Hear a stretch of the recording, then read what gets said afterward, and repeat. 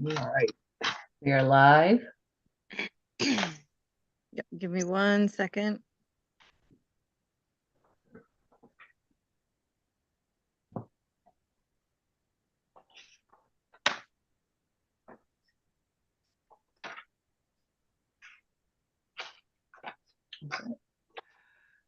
Good evening, I'm Michelle Rehill, and I am the chairperson of the Board of Library Trustees. I call this meeting to order at 7:03 p.m.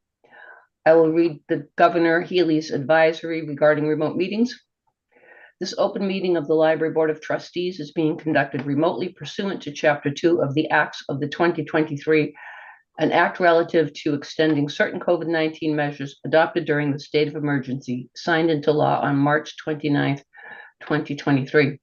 All members of the Library Board of Trustees are allowed and encouraged to participate remotely. The act allows the Library Board of Trustees to meet entirely remotely so long as reasonable public access is afforded so that the public can follow along with the deliberations of the meeting. The public is encouraged to follow along using the posted agenda unless the chair notes otherwise.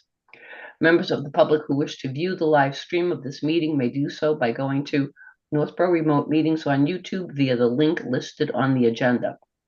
Ensuring public access does not ensure public participation unless such participation is required by law. This meeting will not feature public comment.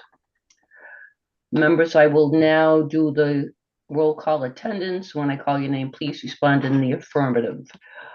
Mitch Cohen. Mitch Cohen, hello. Pat Font. Oops. You're muted, Pat. She's here. We have to find that little microphone button. How about now? Now, perfect. Thank you. Present. Thanks. Jim Hogan. Jim Hogan here. Jocelyn McElhenney. Jocelyn McElhenney, present. Beth Thomas. Beth Thomas here. Richard Tucker. Richard Tucker, present. And Michelle Rehill is also present. And we also have with us this evening Library Director Jen Bruno. Here. All right. Yay. So with that out of the way, the next item on the agenda is the approval of the minutes of December 12th. And due to circumstances beyond our control, the minutes were not received by the members of the board. So we will pass over that agenda item and we will approve them at the next meeting. Which brings us to the next item, the FY24 appropriations report. Does anyone have any questions or any comments about the appropriations report as submitted?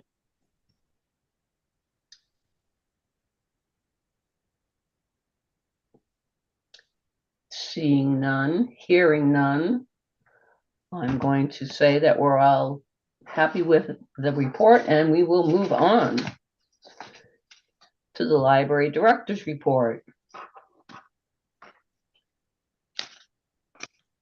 Are there any questions?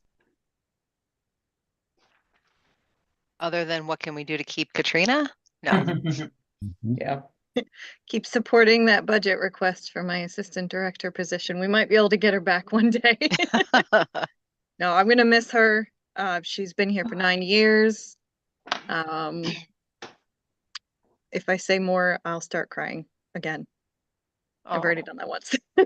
In all we seriousness, really love her. Yeah, but we're so happy for her. Actually, I can remember asking her for recommendations for books for our grandchildren for presents, and she was fabulous in getting back with really great recommendations. And the only other question I had was, I'm looking at it again, I'm not sure, do we have a timeline on the appeal?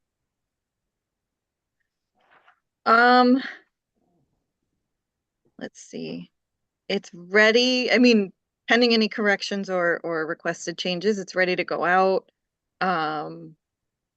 I would have it out ideally before the end of January. So it would just be a matter of getting everything printed and mailed. So just a couple weeks Great. and then it would go out. Okay. I had a question. I just want to make sure you're talking about the budget for FY25. And you made a note that you included a copy of the draft in this report for us to read. And I did not see that. You So can always tell how many things I'm doing when there's so many errors. I will send that out. I apologize. Okay. Sometimes when I'm combining PDFs, things get lost, and I did not double check that, and so I will send that out. All right. And I apologize because I read that and I made a note.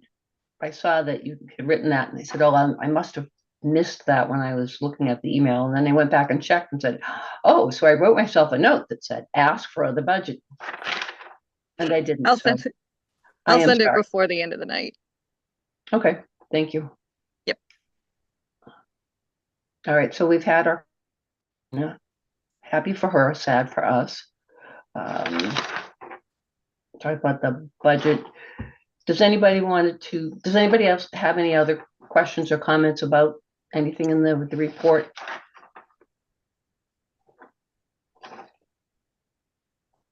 Do we want to go on to talking about the annual appeal?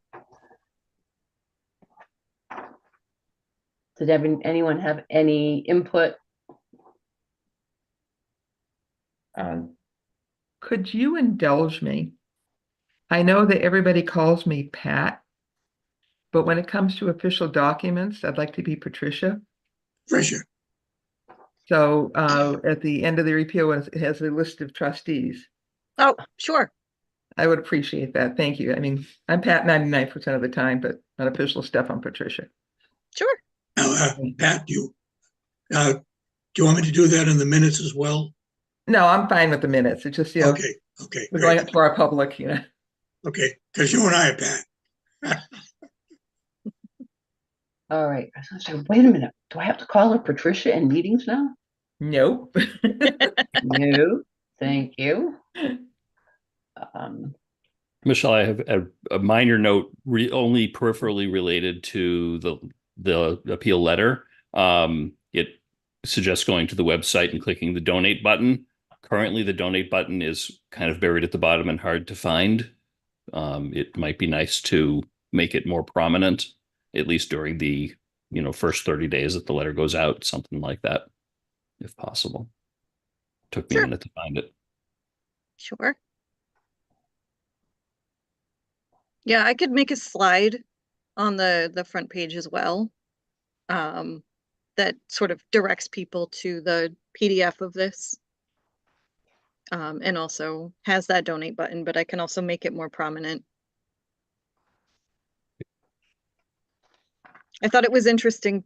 We had just under $300 in annual appeal donations last month for an appeal I haven't sent out since 2022. I think some people have an end of the year list Yeah. where they like to donate, and luckily we're on that list for some people. Yep. Every month we get something. And that's probably the donation button, but there are throughout the year, people will just print the older appeal form and just mail it in with a check. So Thank you to all of our proactive supporters. yes, people are awesome. But I thought maybe I would give them something updated to work with. Yeah.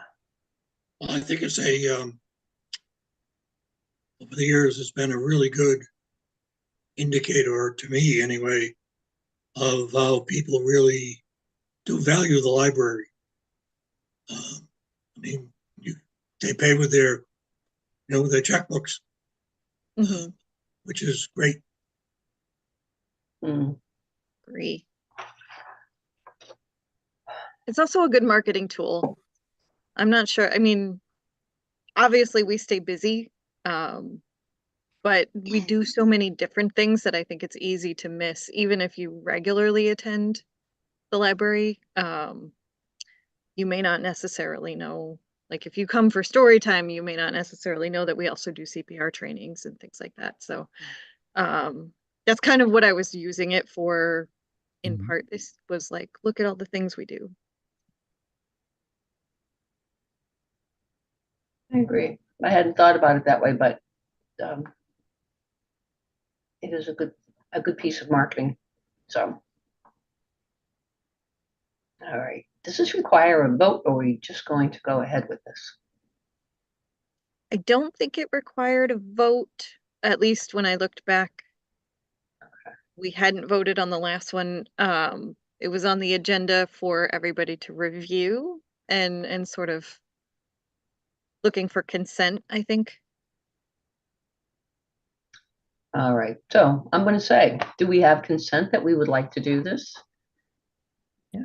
All right. I'm seeing Yeah. lots of thumbs up and heads nodding. So, Thank you All right. all. all right. Excellent. Are there any other things, comments, anything anybody wants to say? I'd just like to say to Jen, every time I get your reports about the usage for that month or whatever period, I am always flabbergasted at the amount of programs and the amount of people that attend. And I've been there sometimes early in the morning, and I always see a stream of mothers with their children. And I got to tell you, I really think that's a great thing. You talk about marketing. I think that's a great use of the library, and I think you're doing a very good job in that area. Thank you so much. One of the things that you'll see when I do send out the draft budget request, in the assistant director, like I sent sort of a narrative that explains not only the history of the position, but the justification of why we would like to see that position restored. I did an analysis of where we are within our, so the state sort of divides everybody into population groups for libraries. So the population group that we fall into, we are on the smallest end. So the cutoff is 15,000, which I think we're just over. Mhm. So it makes us one of the smallest population wise in that group, but we are third for program attendance overall. We are fourth in the number of programs that we offer, and we're in like the top 5 or 6 for circulation. So if you're looking at what other libraries are doing, I know it's astounding. There's like, it's several, I think it's almost 30 libraries that are in our population group, 30 or 40. The exact numbers are in there, but when you look at it, yeah, party hats for everybody. We are super, super busy. Um, and we knew we were busy, but when we look at that, I mean, the libraries that are offering more programs and the 2 that beat us in attendance are huge compared to us. So it was really something to be proud of for the staff. Particularly, I know the children's department offers a huge number of those programs, but it's not an inconsequential number of adult and teen programs either. So really just all around, they're just doing great things. And I was The really children, impressed. the children are the future patrons. Yep. So that's important. And could you send those numbers out to us? Yes. Yes. Look for them in the budget packet that I'm about to send you as Great. soon as we get off this meeting. Thank you. Yep. Great. That might be something interesting to put on the library's social media pages also. Mm-hmm. Everywhere. Yeah. Yes. I mean, I'm not kidding when I say I almost want to kind of put it on a foam board sign and just put it right in the lobby. But it'll definitely go into our annual report to the town and anywhere else that I can put it, because I mean, I thank my staff a lot. I think our patrons are really appreciative of the staff, but I think seeing it in that perspective really kind of hammers home like how amazing and special they are. They are all amazing and special. I agree. So thank you for bringing that up. If there are no other comments, then the next meeting will be Tuesday, February 13th at 7 p.m. And unless there's any other business that comes before the board, the chair would entertain a motion to adjourn. Will that next meeting be Zoom or in person? Zoom. Okay. I'll make a motion, we adjourn. I'll second. Okay, so Mitch moved, Jocelyn, you seconded, Yep. correct? Hmm. Yes. All righty. So all those in favor of, sorry, I made a mistake. All those in favor of adjourning the meeting. Excuse me, before you go there. Oh, yeah. Quick question. Okay. I didn't catch what Richard said a minute ago. February meeting Oh, the February meeting will be remote. It will be on will Zoom. be remote. Okay. Thank you. Sorry, yes, I should have said that. I'm sorry, I did not. Thank you. Not having my best night tonight. Okay. None of us are. I hear Mercury's in retrograde. Take that. I'll blame that. All right, all those in favor of adjourning the meeting at this time, say aye. Mitch, Aye. Pat, Aye. Jim, Aye. Jocelyn, Aye. Beth, Aye. Richard, Aye. and I'm Michelle. We'll also say aye. The motion carries unanimously. The meeting is adjourned at 7:20 p.m. See you all next